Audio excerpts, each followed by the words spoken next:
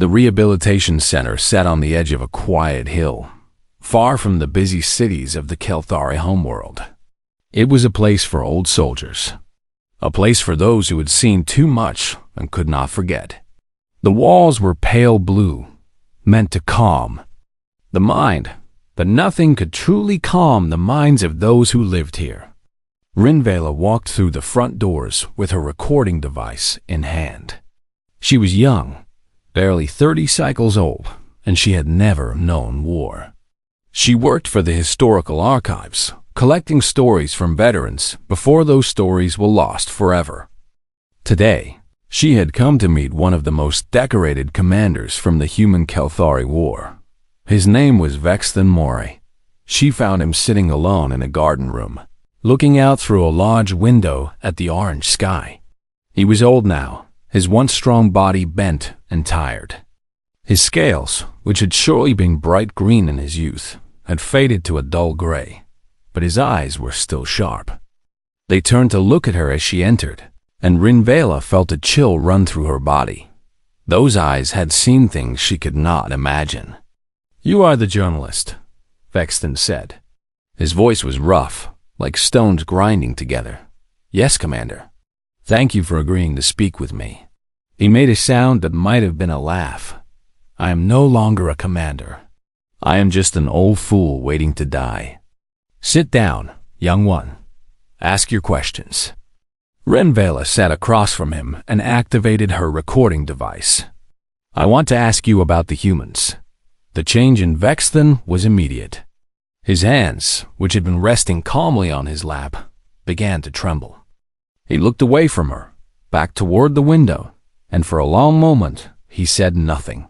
"The humans," he finally whispered.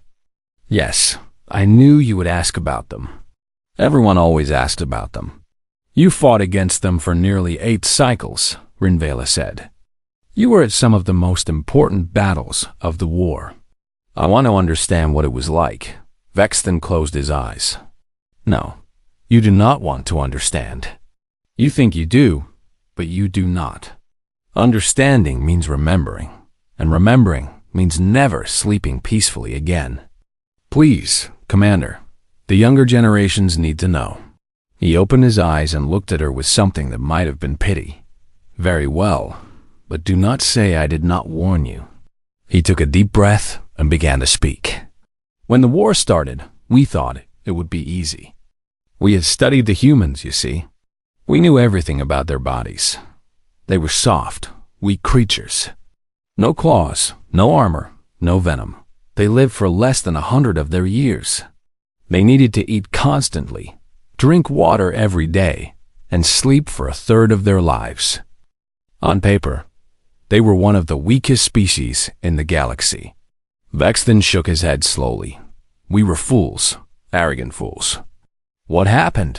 Rinvela asked. "My first real battle against humans was at a colony world called Phaedra 7. It was a small human settlement. Nothing important. Our intelligence said there were about 40 human soldiers guarding it. 40. I brought 300 of our finest warriors. I thought we would crush them in an hour and be home in time for the evening meal." His hands trembled harder now. Rinvela noticed but said nothing. "We landed at dawn. The humans had built simple defenses around their colony. Walls of dirt and metal, nothing impressive. I gave the order to advance, expecting them to surrender or flee. They did neither." Vexton's voice grew quieter. "They started shooting before we were even in range. Their weapons were crude compared to ours, but they were accurate, very accurate. My soldiers began falling, but I was not worried. We outnumbered them greatly. Victory was certain, but it was not certain," Rinvela said. "No, it was not." Vexton turned to look at her again. "We breached their walls after 2 hours of fighting. I had already lost 50 soldiers, which shocked me, but I still believed we would win easily. Then I saw him. Who? A human. A young male, barely an adult by their standards. His name, I learned later, was Danny Carter. He was a sergeant, a low-ranking leader. When we broke through the wall, he was waiting for us. Vexton's voice cracked slightly. He had been hit by one of our plasma bolts. His left arm was burned badly, hanging useless at his side. His leg was broken. I could see the bone through his skin. Any Kelthari soldier would have fallen, would have cried out for medical help. But this human, this Danny Carter, he did not fall. Renvela leaned forward, her heart beating faster. He stood there, holding his weapon in one hand, and he screamed. Not in pain, in anger, in defiance. He screamed at his fellow humans to keep fighting, to never give up, to make us pay for every step we took. And they listened to him. They listened to this broken, bleeding creature, and they fought harder. Vexton wiped at his eyes with one shaking hand. I watched him kill 6 of my soldiers before he finally fell. 6, with one arm and a broken leg. And when he fell, another human took his place. And another after that. And another. How did the battle end? Renvela asked softly. We won, if you can call it winning. Vexton's voice was bitter. We killed 32 of them. 32 out of 40. But the 8 who survived held us off long enough for their rescue ships to arrive.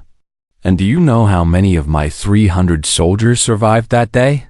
Renvela shook her head. 94. We lost 206 warriors against 40 humans. And when their rescue ships came and pulled those 8 survivors out of the ruins, do you know what I saw on their faces? What? Vexton looked at her with haunted eyes. They were smiling.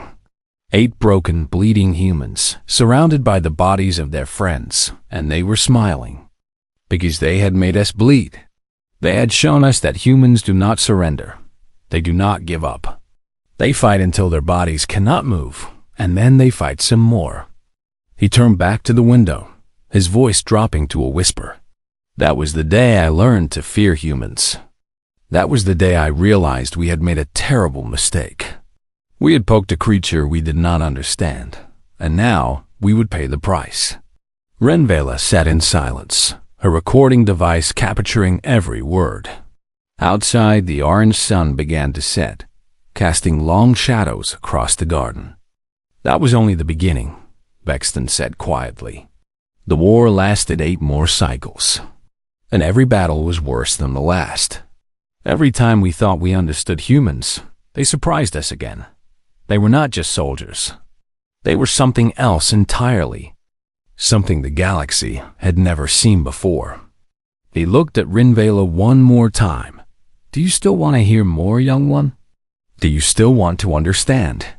Renvela swallowed hard and nodded. Yes, please continue. Vexton sighed deeply. Then let me tell you about the siege of Morrow Station. Let me tell you what happens when you try to starve humans into surrender. Let me tell you about the day I learned that humans would rather die than give up. He closed his eyes, and the memories came flooding back like a dark river that had been held back for far too long. Vexton sat quietly for a moment, gathering his thoughts.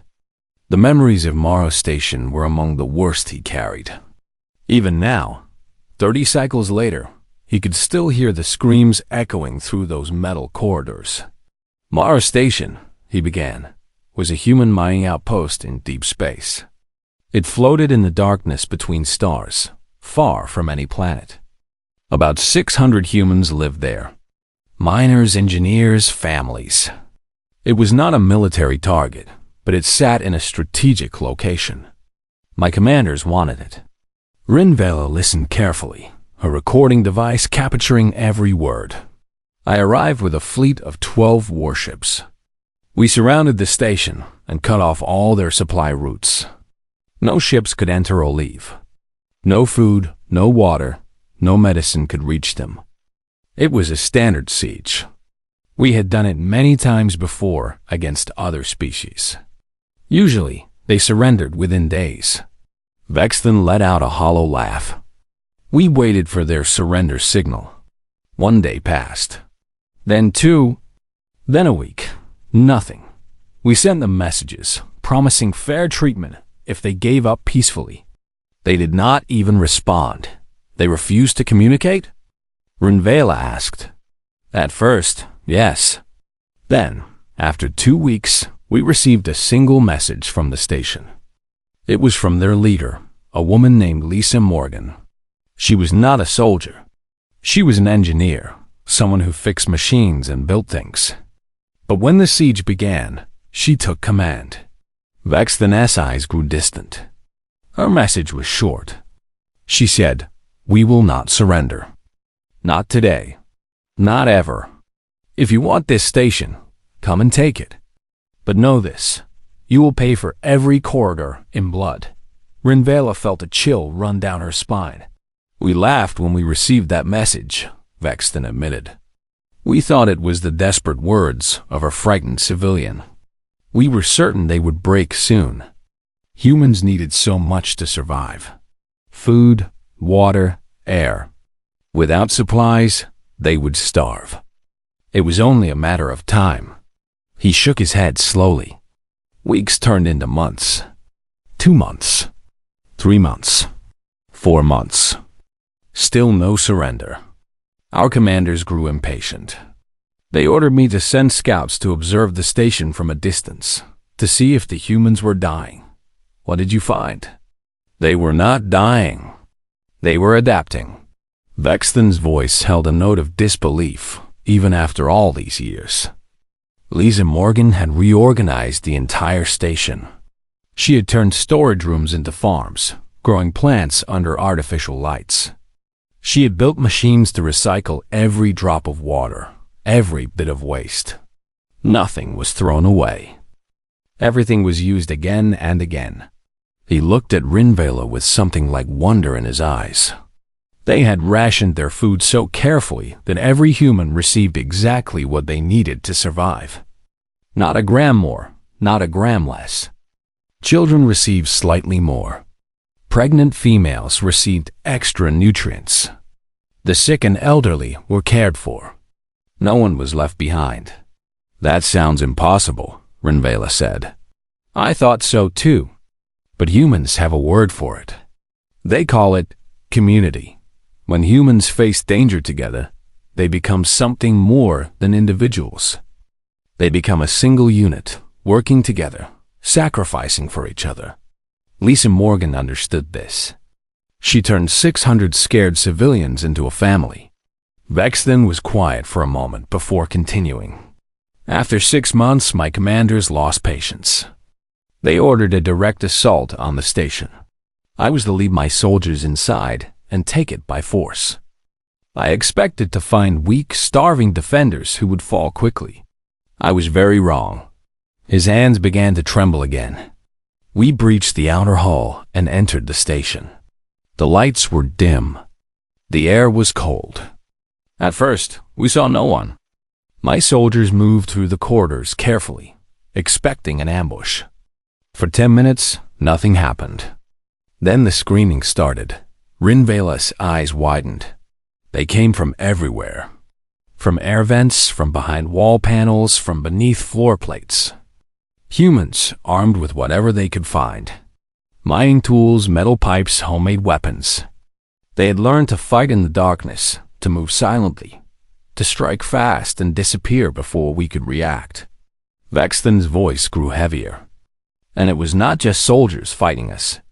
It was everyone. I saw a human female, a cook by her clothing, attack one of my warriors with a kitchen knife.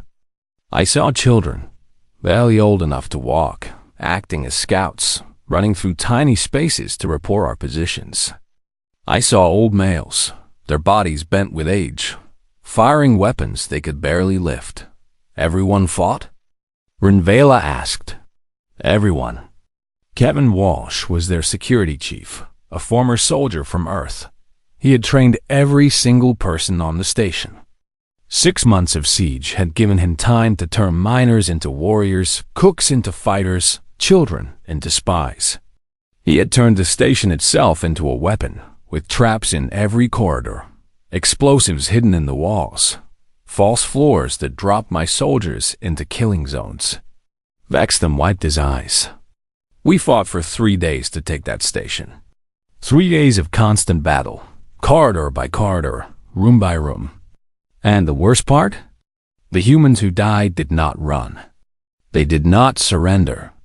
They died at their posts, still fighting, still shooting, still screaming defiance. His voice cracked.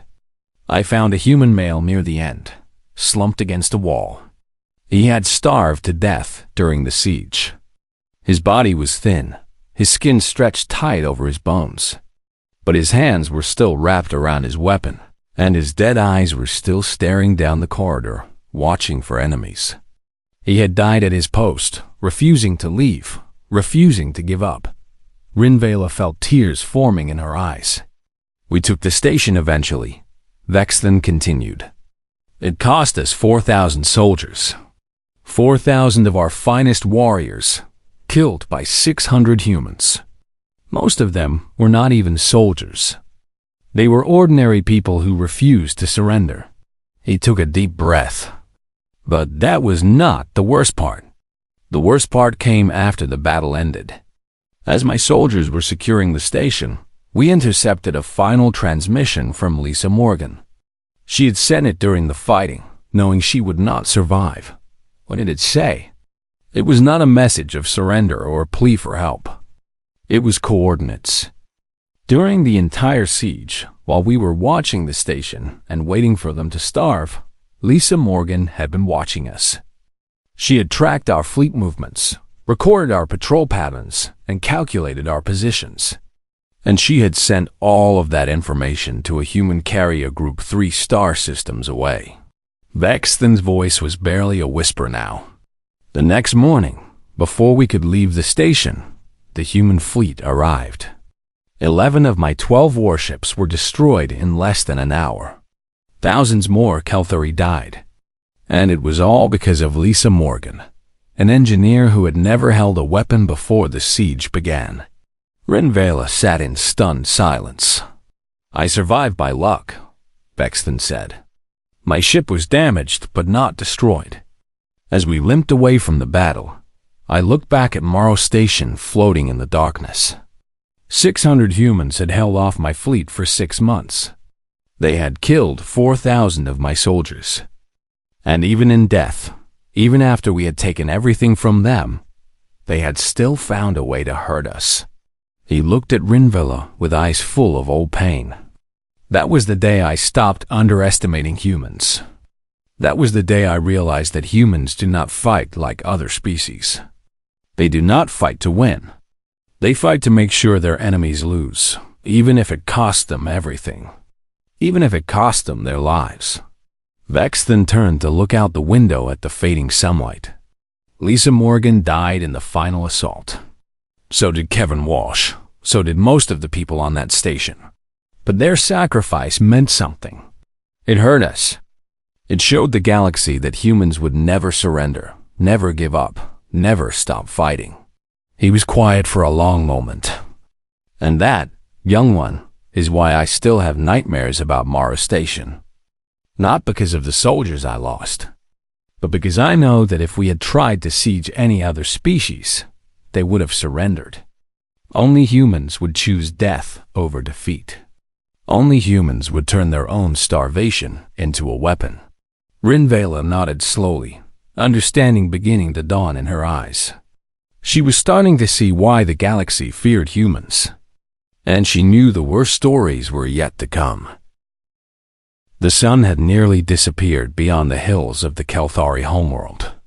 The garden room was growing dark, but neither Vexton nor Rinvela moved to turn on the lights. There was something fitting about discussing humans in the shadows. Rinvela set down her recording device and looked at the old commander with confusion in her eyes. I do not understand, she said. How could humans fight like that? They are so weak physically. They have no natural weapons, no armor, no special abilities. How could they defeat species that are so much stronger than them? Vexton made a sound that was almost a laugh. That is the question that haunted our generals throughout the entire war. We studied human bodies in great detail. We knew exactly how much damage they could take, how fast they could run, how long they could survive without food or water. By every measurement, they should have been easy to defeat. But they were not, Renvela said. No, they were not. Vexton leaned back in his chair and stared at the darkening sky. Our mistake was simple. We studied human bodies, but we ignored human history. We looked at what they were, but we did not ask what they had been through. What do you mean? Do you know how many wars the Kelthari people have fought in our entire history? 3. 3 major wars and 10,000 cycles of civilization. We are a peaceful species. War, for us, is rare and terrible. Something to be avoided. Vexton turned to look at Renvela with something like horror in his eyes. Humans have fought hundreds of wars, thousands. In just the last 1,000 of their years, they have killed hundreds of millions of their own kind. They have developed weapons that can destroy entire cities in a single flash of light. They have invented poisons that can kill every living thing on a planet. They have created machines of death that we cannot even imagine. Renvela's mouth fell open. They kill each other? Constantly. Throughout their entire existence as a species, humans have been at war with themselves. Different tribes, different nations, different beliefs. They fight over land, over resources, over ideas that exist only in their minds. And through all of that fighting, they have become very, very good at one thing. What thing? Survival. Vexton's voice was heavy. Earth is not a kind world. It is a death world, filled with predators, diseases, natural disasters, and harsh climates. The creatures that survive on Earth must be tough, clever, and adaptable. Humans are all of those things. They learn to survive by working together, by using tools, by turning their weaknesses into strengths. He shook his head slowly. We thought their short lifespans made them weak. We were wrong. It made them urgent. Humans know they will die soon, so they do not waste time. They act quickly, take risks, and accept sacrifices that longer-lived species would never consider. A Kelthari soldier thinks about the next 100 cycles. A human soldier thinks about the next 100 seconds. Renvela was beginning to understand. So their weakness is actually their strength. In a way, yes. But there is more. Vexton held up one trembling hand. Humans have a chemical in their bodies called adrenaline.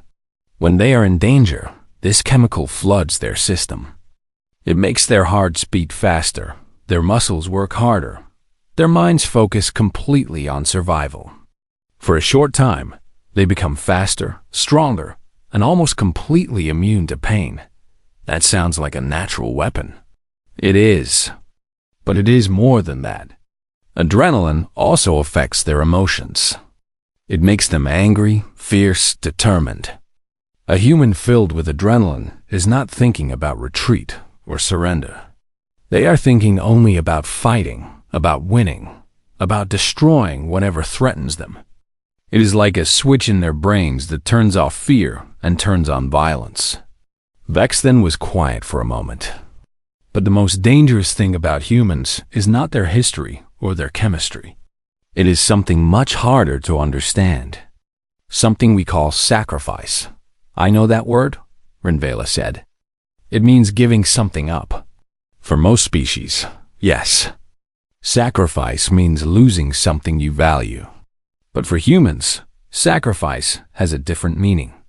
It means willingly dying for something you believe in. Not just your family or your friends, but complete strangers. Abstract ideas. The possibility that your death might help others survive. Vexton's voice grew softer. I watched human soldiers throw themselves on explosives to save their fellow warriors. I saw pilots fly their damaged ships directly into our vessels, knowing they would die but wanting to take us with them. I witnessed humans run into burning buildings, not to escape, but to rescue people they had never met. Why would they do that? Renvela asked, genuinely confused. Because humans believe that some things are worth dying for. They believe that protecting others, fighting for freedom, standing up against evil, these things have value beyond their own individual lives. They are willing to pay the ultimate price for ideas that exist only in their hearts. Rinvela sat in silence, trying to process this information. Then Vexthane's expression changed. The haunted look in his eyes softened slightly, replaced by something like wonder. But here's the thing that confused me more than anything else during the war. The thing that I still do not fully understand.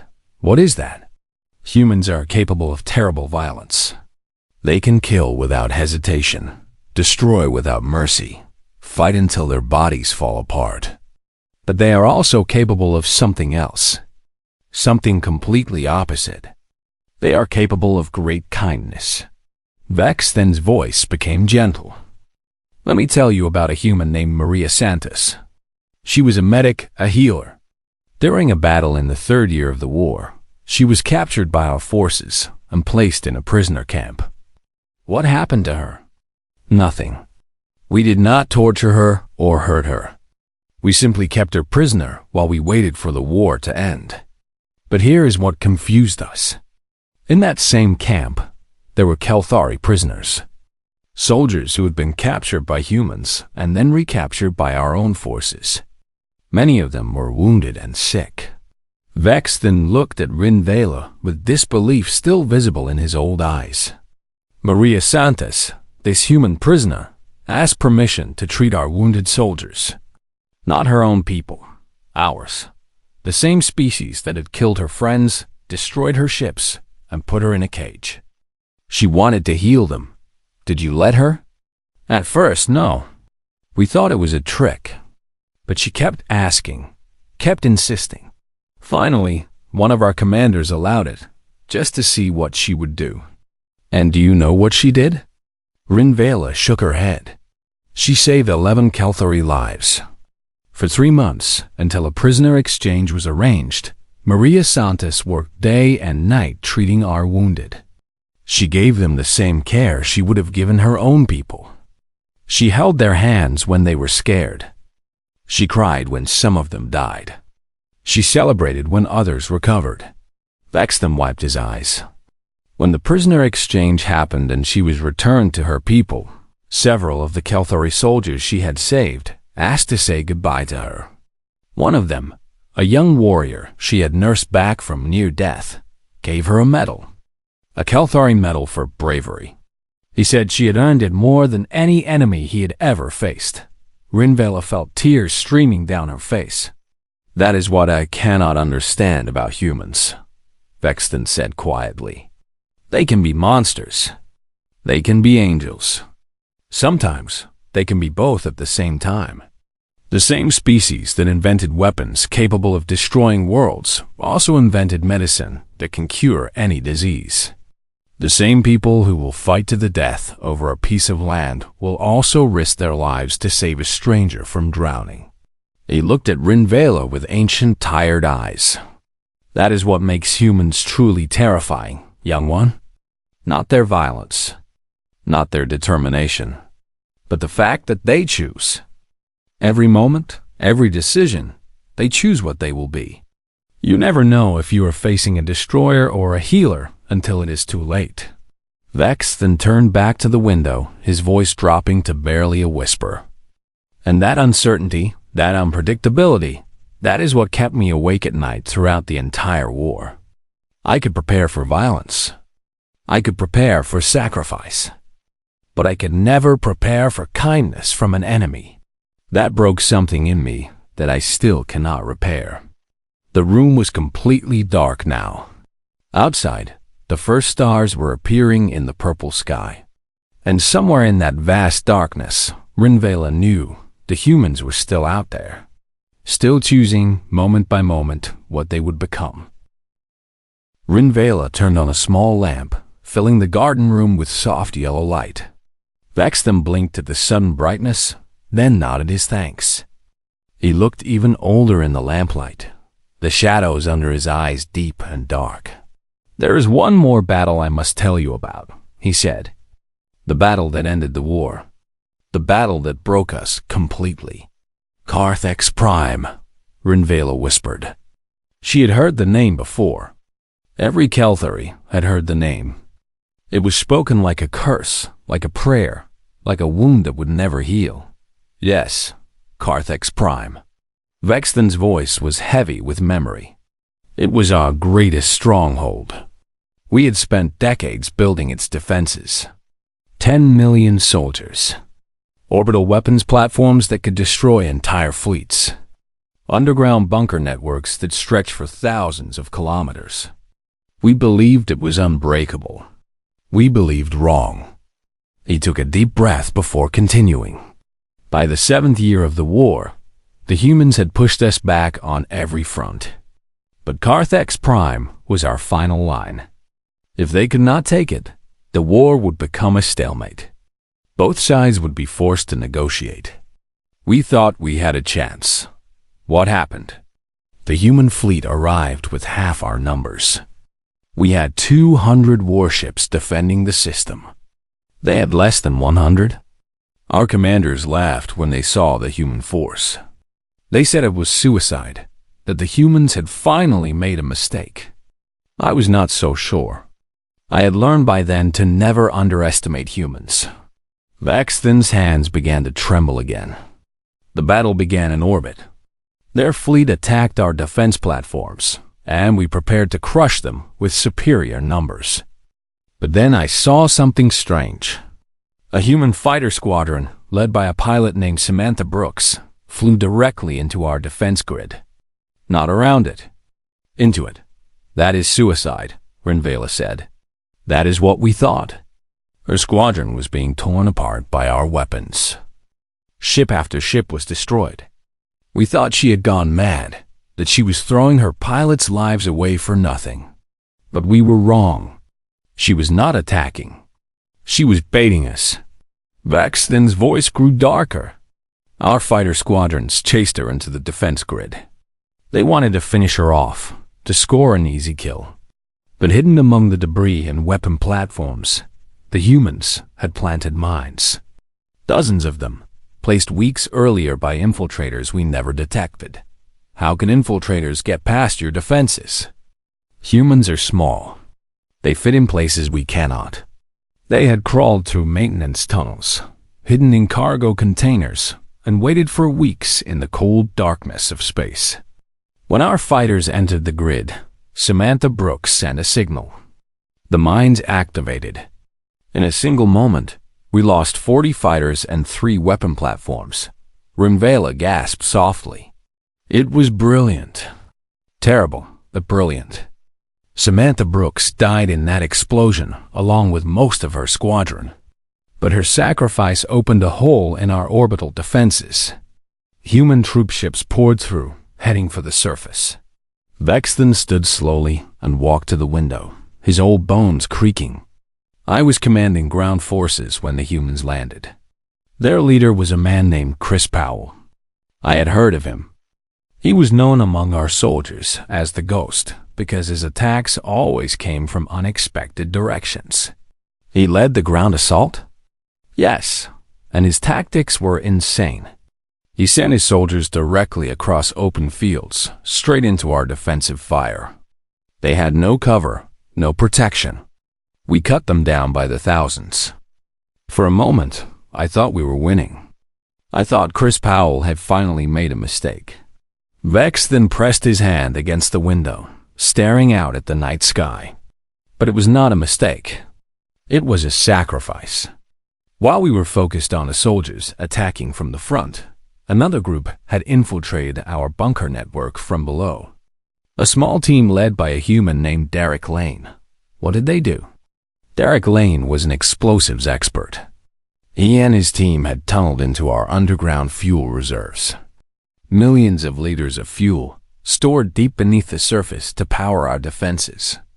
And Derek Lane set explosives on every single tank. Vexton closed his eyes. I was in the command bunker when the explosion happened. The ground shook like a living thing. The lights went out. The walls cracked. Dust and debris fell from the ceiling. And then I heard screaming. Not human screaming. Kelthari screaming. My people burning alive in the tunnels below. His voice cracked. 3 million soldiers died in that explosion. 3 million. The fuel fires spread through our bunker network for days, killing everything in their path. Our communications were destroyed. Our command structure collapsed. And above ground, Chris Powell's soldiers charged forward over the bodies of their own fallen, screaming their war cries. Rinvela felt sick. 3 million in one moment? Derek Lane died in that explosion too. He knew he would. His team knew they would. They triggered the detonation while they were still inside the bunker network, because waiting to escape would have given us time to stop them. They chose death. They chose to kill themselves so they could kill us. Vexton turned back to face Rinvela. The battle lasted 6 more hours. 6 hours of chaos, of running, of dying. Human soldiers poured into our ruined bunkers, fighting in the dark, in the smoke, in the flames. They did not stop. They did not slow down. They just kept coming. How many survived? On their side? About 800,000. They had landed with 1 million soldiers. They lost 200,000 taking our planet. Vexton's voice was hollow. But we lost 7 million. 7 million soldiers who had been trained for decades, who had defended that world with everything they had. Gone. All gone. He sat back down heavily in his chair. After Carthax Prime fell, our high command sued for peace. Not because we could not continue fighting. We still had soldiers, still had ships, still had resources. But we realized something that day. Something that changed everything. What did you realize? We realized that humans would never stop. They would sacrifice everything to win. Their soldiers, their ships, their worlds. If we had destroyed that fleet at Carthax Prime, they would have sent another, and another, and another. They would have burned their entire civilization to ashes if it meant taking us with them. Vex then looked at Rinvela with empty eyes. We were not willing to pay that price. We fought to protect our people, our worlds, our future. But humans fought to win. There is a difference. A terrible difference. And on that day, we finally understood it. He was quiet for a long moment, lost in memory. I still see them sometimes in my dreams. Human soldiers, charging through fire and smoke, stepping over the bodies of their friends without slowing down. I see Derek Lane, sitting in a dark tunnel surrounded by explosives, pressing the button that would end his life. I see Samantha Brooks, flying into certain death with a smile on her face. Why would they smile? Rinvela asked. Because they believed they were winning. Even as they died, they believed their deaths had meaning. They believed they were protecting something worth protecting. And in the end, they were right. They won the war. They took Carthax Prime. They forced us to surrender. Vex then leaned back in his chair and stared at the ceiling. 200,000 humans died taking that world. And not one of them hesitated. Not one of them ran. They walked into death as if it were an old friend, and they dragged us down with them. He closed his eyes. That is the image that haunts me most, young one. Not the violence, not the blood, but the acceptance in their eyes. The peace. They knew they were going to die, and they did not care, because they believed in something greater than themselves. Rinvela sat in stunned silence. She had heard stories about the war, about the battles and the losses, but she had never truly understood until now. The humans had not just won the war. They had broken something in the Kelthari spirit. They had shown that no matter how strong, how numerous, how prepared you were, the humans would always find a way. They would sacrifice everything. And they would never, ever stop. The lamp flickered slightly, casting dancing shadows across the walls. Somewhere in the distance, a night bird called. And Vexton sat motionless, lost in memories of fire and death and the terrible determination of humanity. The night had grown deep around the rehabilitation center. Most of the other residents had gone to their rooms, leaving Vexton and Rinvela alone in the garden room. The lamp cast a small circle of light around them, like an island in a sea of darkness. Rinvela looked at the old commander for a long time before asking her next question. It was a simple question, but she knew the answer would be complicated. Do you hate them? The humans. After everything they did to you, to our people. Do you hate them? Vexton did not answer immediately. He stared at his trembling hands, at the scars that covered his old scales, at the bent and broken body that had once been strong. When he finally spoke, his voice was quiet and thoughtful. No, I do not hate them. Rinvela blinked in surprise. How can you not hate them? They killed millions of our people. They destroyed our fleets, our worlds, our armies. They broke us. Yes, they did all of those things. Vexton looked up at her with ancient eyes. But hatred requires believing that your enemy is evil. That they hurt you because they enjoyed it, because they wanted you to suffer. And I do not believe that about humans. He shifted in his chair, trying to find a more comfortable position. His old bones ached constantly now, a reminder of wounds that had never fully healed. I was part of the delegation that attended the armistice signing. Did you know that? I was one of the officers chosen to witness the end of the war. What was it like? I expected the humans to arrive with pride and arrogance. They had won after all. They had beaten us. I expected them to demand harsh terms, to punish us for the war, to make us suffer for the soldiers we had killed. Vexton shook his head slowly. They did none of those things. His voice softened. The human delegation arrived looking tired, exhausted, broken. They had won the war, but they did not look like victors. They looked like survivors. Their leader, a man named Gregory Cole, had gray hair and deep lines on his face. He walked with a limp from a wound he had received at Carthex Prime. When he sat down at the negotiation table, I saw something in his eyes that I recognized. What did you see? Grief. The same grief I saw in my own eyes every morning. The humans had lost just as many of their people as we had lost of ours. They had buried just as many bodies, mourned just as many friends, watched just as many families destroyed by the war. They had won, but victory had cost them everything. Vexton wiped at his eyes. After the signing ceremony, while the diplomats were celebrating the peace, a human woman approached me. She was older, with gray in her hair and sadness in her eyes. She introduced herself as Catherine Cole, Gregory Cole's wife. She told me that her son had died at Carthex Prime. He had been one of Chris Powell's soldiers, killed in the final assault. Rinvela felt her heart tighten in her chest. I did not know what to say to her.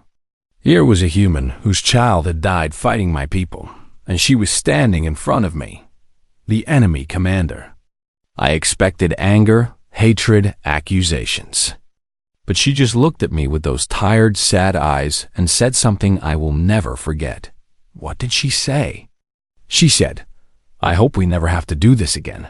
That was all. No anger, no blame. Just a simple wish for peace from a mother who had lost everything. And in that moment, I understood something about humans that I had never understood before. Vexton looked at Rinvela with a gentle expression. Humans do not enjoy war. They do not fight because they love violence or because they hate their enemies. They fight because they believe they have no choice. They fight to protect what they love, to preserve what they value, to ensure that their children have a future. And when the fighting is over, they want peace just as much as we do. He leaned back in his chair. That is why I do not hate them. I fear them. I respect them. I am amazed by them. But I do not hate them, because in the end, they are not so different from us. They are just survivors, shaped by a harsh universe that taught them one simple lesson. the only way to protect what you love is to become more dangerous than anything that threatens it. Rinvela sat in silence, processing everything she had heard. Her recording device had captured hours of testimony, stories of violence and sacrifice, of terror and kindness, of the most brutal war in Kelthari history. But she sensed there was one more thing Vexton wanted to say. In the 30 cycles since the armistice, Vexton continued, humans have become our closest allies. We trade with them, share technology with them, work together on exploration and science. Some Kelthari have even married humans, created families that blend both species. The war seems like ancient history now, a nightmare that happened long ago. He smiled slightly. Young Kelthari like you see humans as friends, partners. You grew up in a galaxy where humans and Kelthari work side by side. You have never seen what I have seen. And that is good. That is what peace should look like. But then his smile faded, replaced by something more serious. But every Kelthari who fought in the war knows the truth. We remember what humans are capable of. We remember the fire in their eyes, the determination in their hearts, the willingness to sacrifice everything. And we know that those qualities have not disappeared. They're just sleeping. Vex then leaned forward and looked directly into Rinvela's eyes. His voice was quiet but intense. Humanity is a sleeping predator, young one. Right now, they are peaceful, curious, even kind. They explore the galaxy with wonder in their eyes. They share their art, their music, their stories with anyone who will listen. They laugh and cry and love just like we do. He paused. But deep inside every human, there is something ancient and dangerous. Something forged by millions of years of evolution on a world that tried to kill them every single day. Something that can be awakened in an instant if the right threat appears. Rinvela felt a chill run through her body despite the warmth of the lamp. Young one, Vexton said, his voice dropping to barely a whisper. If you take nothing else from this old soldier's stories, remember this. Never threaten a human's home. Never harm a human's family. Never corner a human with nothing left to lose. He held her gaze with fierce intensity.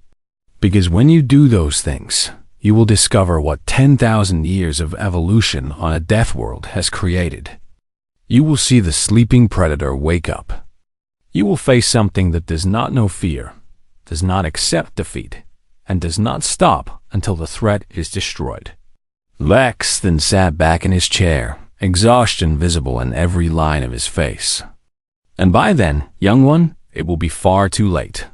The lamp flickered one final time and then steadied. Outside, the first hints of dawn were appearing on the horizon, painting the sky in shades of purple and orange. The long night of stories was finally coming to an end. Rinvela turned off her recording device and stood. Her legs were stiff from sitting so long, and her mind was spinning with everything she had heard. She looked at Vexton, this broken old soldier who had survived a war against the most terrifying species in the galaxy. Thank you, she said softly. Thank you for sharing your memories. Vexton nodded slowly. Use them wisely. Make sure the younger generations understand. We are at peace now, and I pray that peace lasts forever. But if it ever ends, if anyone is ever foolish enough to threaten humanity again, I want our people to know what they will face. Rinvela walked to the door, then paused and looked back. Commander Vexton? One last question. After everything you have seen, everything you have experienced, what do you think of humans now? The old soldier smiled, a genuine smile that reached his tired eyes. I think they are the most wonderful and terrible creatures the galaxy has ever produced. I think they are capable of horrors beyond imagination and kindness beyond measure. I think they are dangerous, unpredictable, beautiful, and terrifying, all at the same time. He turned to look out the window at the rising sun. And I think that I am very, very glad they are our friends now. Rinvela stepped out into the morning light, carrying with her the weight of memories that would stay with her forever. Behind her, Vex then remained in his chair, watching the sunrise, remembering the faces of soldiers long dead, both Kelthari and human. The war was over. The peace was holding.